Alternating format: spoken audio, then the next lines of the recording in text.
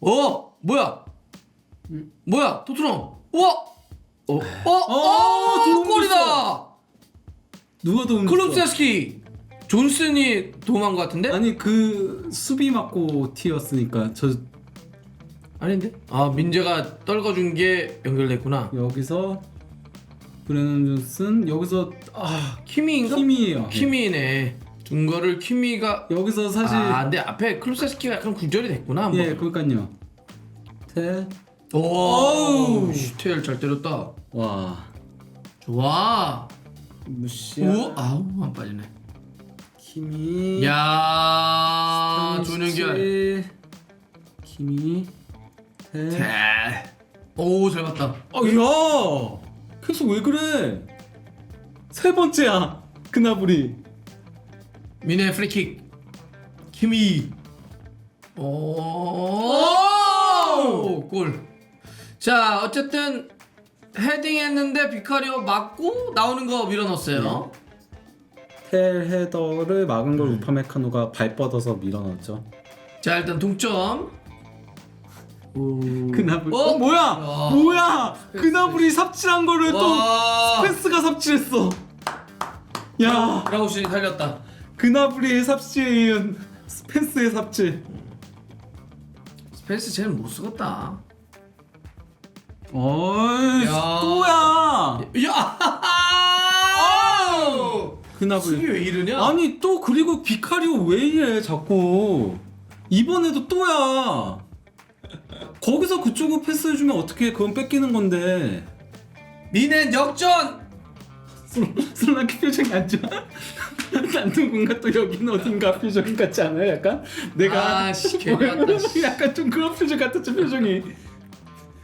현타 왔어. 자, 키미 오른발 프리킥. 오 직접 안 가네. 오! 씨. 와. 윌러. 라이머. 라이머 길었다. 오케이. 예, 그래서 그리고 베리발이 와. 끊어냈고 클럽 골. 베리발이 아주 날카롭게. 라이머 미스였죠. 예. 이렇게. 네. 손흥민 선수가 나가고 손케가 같이 아, 그라운드에서 그러니까. 못 뛰네. 딱 케인 들어갈 때 손흥민 나가네. 그렇군요. 그래도 악수 정도는 악수는 했어. 안깨는 해주네. 해리케인이 이따가 넘어갔잖아요, 바이에른 뮌헨으로. 예. 그래가지고 원래 이 경기 다시 한 거 아닙니까? 예. 우리 쉴 때 말이지 한번 경기해가지고 수익금 하면 니네 다 가져 토트넘. 예. 그래서 우리가 그때 이정료 좀 깎아줄게. 뭐 이렇게 협상했은 거 아니야, 그죠? 두 경기로 협상을 했죠. 그렇죠. 그래서 한국에서 한 번 하고 런던에서 한 번 하고. 그러니까 그 한국 경기가 카운트가 된 건지 아니면은 영국에서 내년에 한 번 더 할 건지 이것까지는 모르겠습니다. 한 번 더 할 수도 있어. 그렇죠. 쿠팡컵은 따로 계산이 될 수도 있는 거니까 이거는 쿠팡에서 추첨하는 거잖아요. 추첨비를 주는 거니까 아마 저는 그래서 쿠팡 시리즈는 카운트가 안 되지 않을까 싶긴 합니다. 그건 어떻게 될지 보긴 해야 되겠지만 예. 어쨌든 레비가 항상 그 협상을 잘해요, 그죠? 예. 그래서 요거도 이제 오늘 토트넘 홈 경기장에서 바이에른 뮌헨이랑 또 한 거잖아. 예. 요 수익금은 그러면 다 토트넘이 갖는 거야. 그렇죠. 이거는 토트넘이 다 가집니다. 이정현 그때도 막 1,000 얼마 받았네 막 그랬는데 거기서 또 어쨌든 나오고 있다. 오늘 해킨 못 뛸 뻔했는데 마지막에 조금 나왔어요, 그죠? 예, 그러니까 뭐 케인 같은 경우 그거 알폰소 데이비스랑 해리 케인이 가장 늦게 이제 팀에 합류를 했고 사실 팀 훈련을 소화는 못했어요. 그러니까 그 개인 훈련만 했었거든요. 아무래도 이제 막 합류했었다 보니까 그런 상태에서도 그래도 움직임이나 이제 킥발은 여전하더라고요. 그럼 있지. 그러니까요. 그 특히 케인이 한번 이제 그 박스 바로 바깥에서 볼을 받아서는 원래면은 패스를 주는 타이밍인데 그걸 안 주고 바로 잡고서는 스윙을 짧게 가져가면서 슈팅 가져갔는데 그게 굉장히 날카롭게 쑥 지나갔습니다. 네, 기본적으로 이제 해리케인 없는 해리케인 경기가 될 뻔했는데 어쨌든 조금 잠깐 나왔는데 괜찮았다. 예. 자,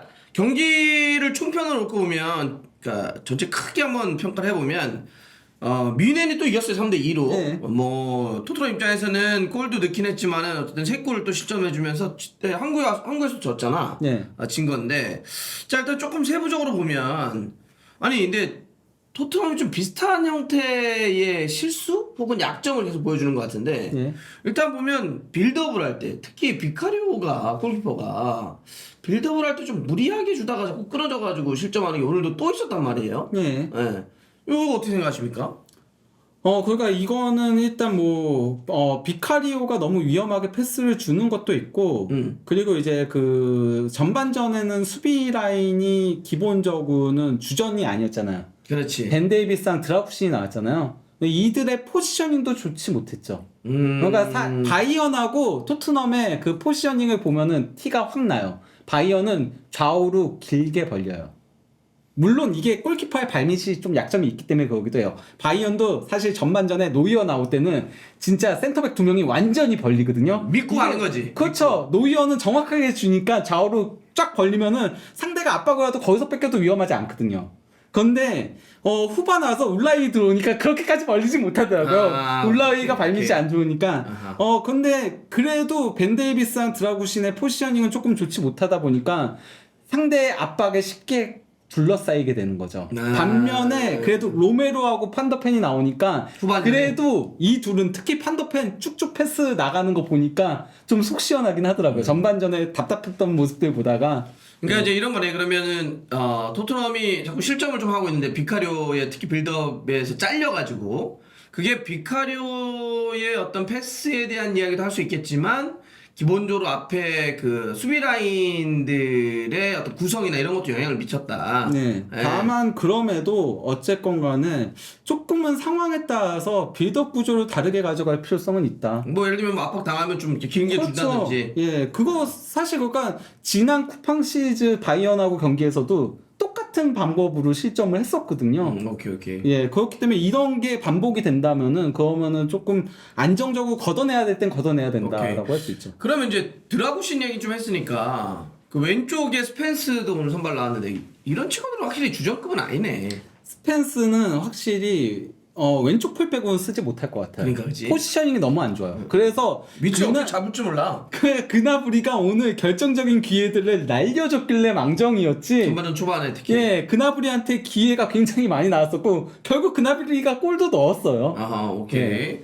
자, 그래서 어쨌든 그 선수들의 좀 문제도 있었고 또 하나는 이게 토트넘이 또 하나 문제점 보면 이 세트피스에 대한 실점이 계속 이어지네. 그렇죠. 오늘도 전반전에 2골인가? 네, 맞아요. 다 세트피스로 준 거잖아. 예, 그렇죠. 그러니까 거기다가 후반에도 세트피스 실점을 상당히 할 뻔했어요. 다이어가 노마크 슈팅만 2번 가져갔어요. 교체됐던 다이어가. 예. 아니 그러니까 물론 바이언이 그 콤파니 감독이 세트피스에서 상당히 상대 허를 찌르게 계속 준비를 했더라고요. 다양하게. 그래서 왼발잡이가 차야 될 자리에서도 키미가 도리어 여구 차가지고 골대 맞춘 장면이 있었거든요. 오케이. 수비벽을 이렇게 완전히 감아가지고 들어와가지고 골대 맞춘 장면이 있었는데 그러니까 콤파니 감독이 굉장히 허를 찌르는 그런 세트피스 준비를 많이 해갖고 나온 것도 맞긴 하지만은 그럼에도 노마크 슈팅을 너무 세트피스에서 너무 많이 허용했어요. 그리고 사실 토트넘의 세트피스 수비 문제가 이 프리시즌에만 국한된 게 아니잖아요. 이미 지난 시즌부터 쭉 이어져 온 거거든요. 그러니까 원래 세트피스 수비를 할 때 요즘 대세는 맨투맨과 지역 방어를 절반씩 합친 하이브리드잖아요. 그럼 뭐 사실 예전에도 그랬고. 그렇죠. 예. 근데 토트넘은 이런 식이면은 맨투맨으로 바꿔야 되는 거 아닌가 싶을 정도로 사람을 친다. 너무 노마크예요. 여기는 그 세트피스 훈련하는 코치가 없나? 예를 들면 그런 거 있잖아. 요즘은 세트피스 전담해서 하는 거. 그렇죠. 있죠. 근데 확실히 우리 계속 지난 시즌도 얘기했거든. 이게 너무 못한다 수비를. 그래서 그거 좀 이어지고 있는 것 같다. 그렇죠. 그리고 계속 지금 저희 시즌이 이제 개막이 일주일밖에 안 남았거든요. 네. 첫 경기 누구랑 하는 거죠? 레스터하고 경기인데 일주일밖에 남지 않았는데.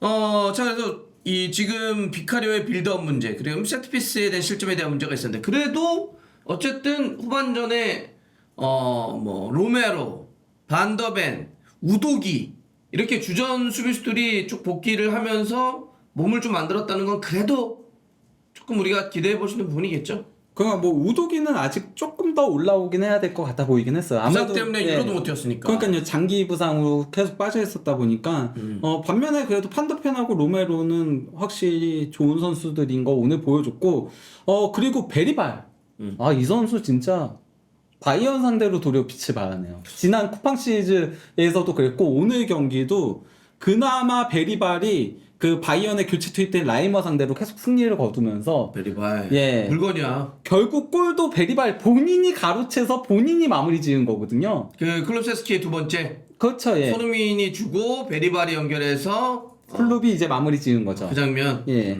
그리고 클롭세스키 솔랑케 와서 그런가? 오늘 각성했더라고요. 두 골 넣었죠. 예, 오늘 두 골만이 아니고 어허. 비비긴도 굉장히 잘하고 탈압박도 잘하고 연결도 잘해주고 오늘 정도면은 솔랑케랑 경쟁해볼 수 있지 않을까 싶은 생각이 들 정도로 오늘만큼은 정말 클롭 정말 좋았습니다. 오늘 그러니까 양팀 통틀어서 오늘 가장 좋았던 선수는 개인적으로 클롭이라고 생각합니다. 야 똥줄 탔지 뭐. 아니 지금 1,000억 주고 데려왔는데 왜냐하면 지금 이번에 프리시즌 할 때 최근 아시아 투어 와가지고는 계속 클롭세스키가 전방으로 뛰었잖아. 예. 9번 롤 이렇게 뛰었는데 아무래도 뭐 지금 솔랑케가 오면은 그쪽이 뛸 테니까. 예. 그럼 자기는 경쟁을 하든지 아니면은 뭐 원래 오른쪽이나 세컨으로 가야 되니까. 예. 그럼 오늘 베리발 좋았고 지금 클롭세스키 좋았다. 예. 이 두 선수는 어떤 평가해볼 만하다. 예. 솔랑케 오면은 뭐 클롭세스키가 그냥 바로 빠지는 것보다 다른 포지션을 넣겠지? 예. 뭐 이렇게 잡아가지고. 예.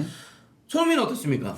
손흥민 선수는 오늘은 좀 그렇게 좋지는 못했어요. 일단 기회 자체도 많이 얻지 못했고 그리고 후반 나서는 이게 그러니까 그 문제가 있어요. 토트넘이 그 바이언이 압박을 강하게 할 때 이제 1대1로 압박을 붙이거든요. 진짜 바이언은 콤파니 감독 체제에서는 그냥 전방이 1대1 압박이에요. 전방에 올코트 프레싱을 하거든요.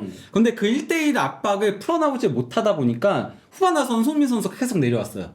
아예 내려와서 그래서 숫자 싸움을 해줬어요. 김민재가 그 손흥민 마킹맨인데 김민재는 뒤에 그냥 수비 자리 위치하고 있고 손흥민 선수가 내려와가지고 계속 받았어요. 그러니까 이거는 뭐 손흥민 선수의 어떤 개인 컨디션도 있겠지만 우리가 항상 얘기하는 특히 오늘 수비가 불안하다는 얘기를 했으니까 자꾸 내려와서 플레이하다 보니까 예, 오늘 그러니까 손흥민 선수의 볼 터치가 14회밖에 안 돼요. 아 그래? 예, 이거는 이번 프리시즌 전부를 합쳐서 가장 적은 볼 터치고요.